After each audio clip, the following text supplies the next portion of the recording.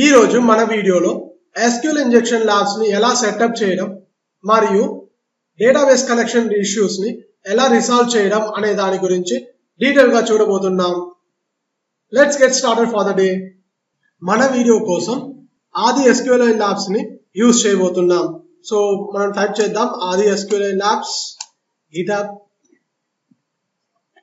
So మనకి first repository దొరికింది ఆది SQL ల్యాబ్స్. ఈ ల్యాబ్స్ చూసారంటే ఇది చాలా స్పెషల్. మీరు కనుక బిగినర్ అడ్వాన్స్ ఎవరైనా కానీ మీకు ఈ ల్యాబ్ కంపల్సరీగా ప్రాక్టీస్ చేయాలి. ఎందుకంటే దీంట్లో చూసారంటే ఆల్మోస్ట్ 61 లెసన్స్ ఉన్నాయి. ఈ ఒక్కొక్కటి లెసన్ ఎలా ఉన్నాయంటే ప్యాటర్న్ బేసిక్ నుంచి అడ్వాన్స్ దాకా all type of SQL injections ని కవర్ చేస్తున్నారు. ఇక్కడ చూసారంటే ఎర్రర్ బేస్డ్ SQL ఇంజెక్షన్ ఉంది, బ్లైండ్ బేస్డ్ SQL ఇంజెక్షన్ ఉంది, update query, insert query, stacked queries, second order SQL injection, headers based SQL injection మరియు WAF bypasses, all type of techniques దీంట్లో ఉంది. ఇది ఇంటర్నెట్ మొత్తంలో మీరు ఎంత వెతికినా ఇది ఒకటే ప్లాట్ఫామ్.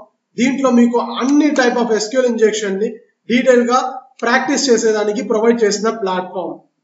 సో దీని మీదనే మనం ఈరోజు మొత్తం సిరీస్ ని చూడబోతున్నాం. దీంట్లో మీకు SQL ఇంజెక్షన్ ని బేసిక్ నుంచి అడ్వాన్స్ దాకా సింపుల్ టర్మ్స్ లో నేను ఎక్స్ప్లెయిన్ చేయబోతున్నాను. సో ఈ రెపాజిటరీని మనం క్లోన్ చేసుకుందాం మన ఖాళీ మెషిన్ లోకి. మన ఖాళీలో PHP అనేది 7 వెర్షన్ కి అప్గ్రేడ్ అయింది. సో అందువల్ల మనకి ఈ ఆది SQL ల్యాబ్స్ డైరెక్ట్ గా మనకి పనిచేయదు. సో మనం ఇక్కడ PHP 7 అని మెన్షన్ చేద్దాం. సో మనకి ఇక్కడ ఒక రెపాజిటరీ దొరుకుతుంది ఆది SQL ల్యాబ్స్ PHP 7 అనేసి. సో ఇది వచ్చి ఆ సేమ్ ల్యాబ్స్ ని PHP వెర్షన్ కి సపోర్ట్ అయ్యేటట్టుగా రీరైట్ చేస్తున్నారు. మనం ఇక్కడ కోడ్ మీద క్లిక్ చేద్దాం. సో దట్ మనకి లింక్ దొరికింది అది క్లోన్ చేసుకునే దానికి రెపాజిటరీని. సో దీన్ని కాపీ చేసుకుందాం. ఇక్కడ నా ఖాళీ మెషిన్ ఉంది, దీంట్లో ఆ రెపాజిటరీని డౌన్లోడ్ చేసుకుందాం. SQL ల్యాబ్స్ రెపాజిటరీ క్లోన్ అయిపోయింది. సో మనం LS చేద్దాం. సో ఇక్కడ చూసారంటే SQL ల్యాబ్స్ PHP 7 అనే పేరుతో ఒకటి వచ్చింది అది. సో దీన్ని మనము దీని లోపల నావిగేట్ అయి చూద్దాం. సో ఇక్కడ చాలా ఫైల్స్ అయితే ఉన్నాయి. సో మనం ఈ డైరెక్టరీని var www లోకి మూవ్ చేసుకుందాం. So copy SQL labs var www HTML, ఎందుకంటే మన ఫైల్ ని హోస్ట్ చేయబోతున్నాం. సో దానికోసం సో ఈ కాపీ అయిపోయింది. So cd var www.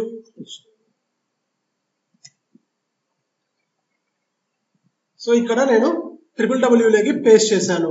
ఈ నేమ్ పెద్దదిగా ఉంది కదా, మనకి బ్రౌజర్ లో యాక్సెస్ చేసేటప్పుడు ఇష్యూ రావచ్చు. సో దాన్ని రీనేమ్ చేస్తున్నాను.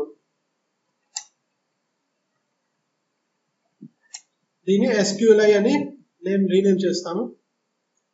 సో మనం ఇప్పుడు ఈ పర్టికులర్ ల్యాబ్ ని సెటప్ చేసే ముందు మనం డేటాబేస్ ని కాన్ఫిగర్ చేయాలి. లేటెస్ట్ ఖాళీ లినక్స్ లో మనం డైరెక్ట్ గా రూట్ యూజర్స్ యొక్క క్రెడెన్షియల్స్ గనక ఏ SQL అప్లికేషన్ లేదంటే వల్నరబుల్ అప్లికేషన్ లో ఇచ్చారంటే అది డైరెక్ట్ గా డేటాబేస్ ని క్రియేట్ చేసి మీకు సెటప్ చేయలేదు, అది మీకు ఇష్యూస్ ఇస్తుంది. ఇది చాలా మంది ఇలాంటి ఓపెన్ సోర్స్ ల్యాబ్స్ ని క్లోన్ చేసుకొని ఈ ఇష్యూస్ వల్ల స్ట్రగుల్ అవుతా ఉంటారు.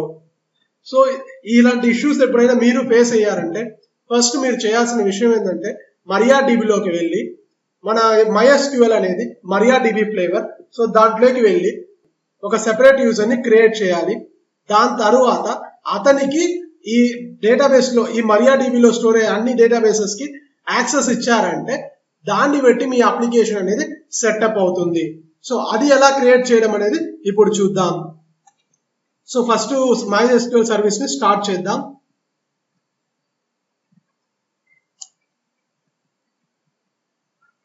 ఇప్పుడు MySQL-u root అనేది ఇద్దాం. సో ఇక్కడ చూసారంటే నేను డైరెక్ట్ గా డేటాబేస్ లోకి ఎంటర్ అయిపోయాను. సో ఇప్పుడు మనం ఇక్కడ మీరు చూసారంటే లెఫ్ట్ సైడ్ లో MariaDB అని ఉంది. సో ఇది MariaDB ఫ్లేవర్ కానీ MySQL డేటాబేస్ లోనే. సో ఇప్పుడు ఏం చేద్దామంటే మనం కొత్త యూజర్ ని క్రియేట్ చేద్దాం. దానికి command create user single quote SQLi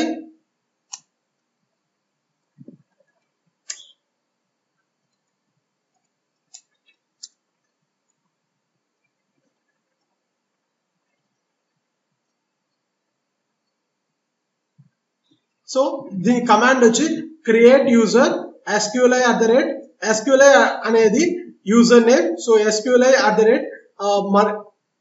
local host identified by SQLi అంటే ఐడెంటిఫైడ్ బై అనేది పాస్వర్డ్ అన్నమాట. ఇక్కడ మనం పాస్వర్డ్ ఎంటర్ చేయాలి, ఇక్కడ మనం యూజర్ నేమ్ అనేది ఎంటర్ చేయాలి.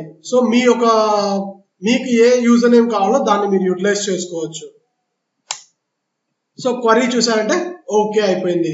మనం ఇప్పుడు యూజర్ ని క్రియేట్ చేసాం. నెక్స్ట్ మనం ఇతనికి అన్ని డేటాబేసెస్ లో యాక్సెస్ ఇవ్వాలి. దాన్ని ఎలా చేయాలో చూద్దాం.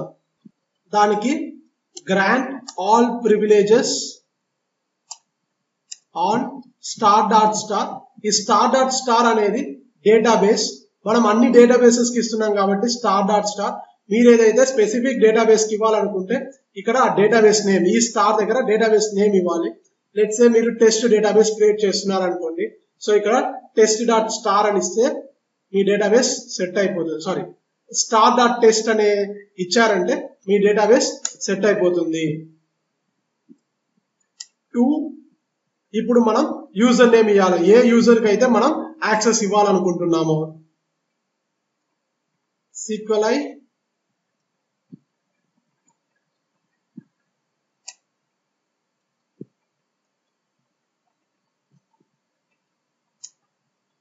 Identified by SQLi. చూసారంటే మన క్వరీ ఓకే అయిపోయింది. సో మనం యూజర్ కి అన్ని ప్రివిలేజెస్ ఇచ్చేసాం. సో ఇప్పుడు ఏం చేయాలంటే ఫ్లష్ చేయాలి. సో దట్ మన క్రియేట్ చేసిన ఇచ్చిన ప్రివిలేజెస్ మరియు యూజర్ క్రియేషన్ అనేది కరెక్ట్ గా వర్క్ అవుతుంది.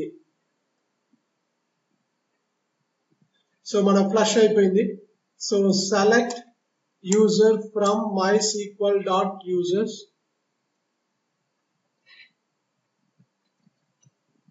ఇక్కడ చూసామంటే నా డేటాబేస్ లో రూట్ యూజర్ ఉన్నాడు, తర్వాత ఇప్పుడు SQLi అనే యూజర్ ఉన్నాడు. నెక్స్ట్ ఆ యూజర్ తో ఒకసారి లాగిన్ అయ్యి చూద్దాం వర్క్ అవుతుందా లేదా అనేసి. So user SQLi -p SQLi.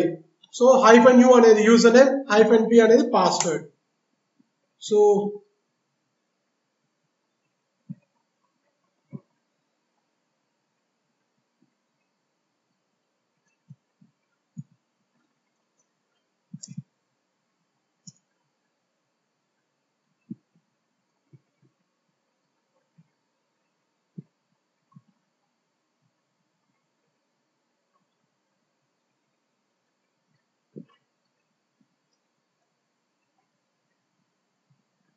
So ఇప్పుడు చూసామంటే మన డేటాబేస్ లోకి లాగిన్ అయిపోయాం.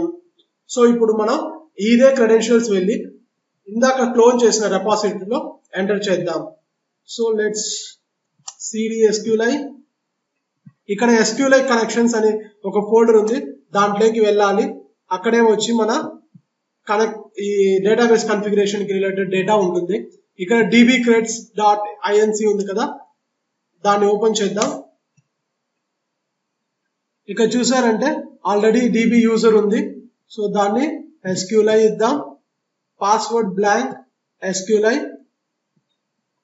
మిగతా కాన్ఫిగరేషన్స్ అంతా అలానే డిఫాల్ట్ గా వదిలేద్దాం. సో సెటప్ అయిపోయింది.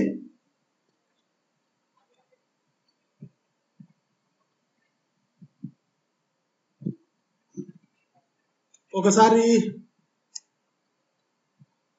సెటప్ DBలోకి వెళ్ళి చూద్దాం. సో ఏం లేదు, ప్రతి మచ్ మన కనెక్షన్స్ అన్ని సెట్టింగ్స్ అయిపోయాయి. ఇప్పుడు మనం వెళ్ళి ఇప్పుడు మన అపాచీ సర్వర్ ని స్టార్ట్ చేద్దాం, ఆ అప్లికేషన్ ని యాక్సెస్ చేద్దాం. సో సర్వీస్ స్టార్ట్ అయిపోయింది. Let me open Firefox.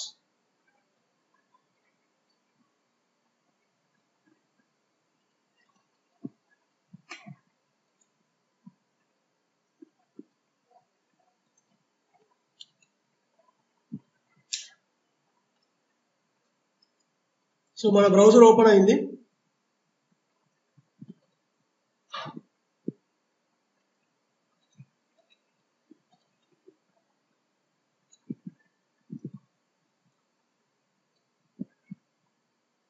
So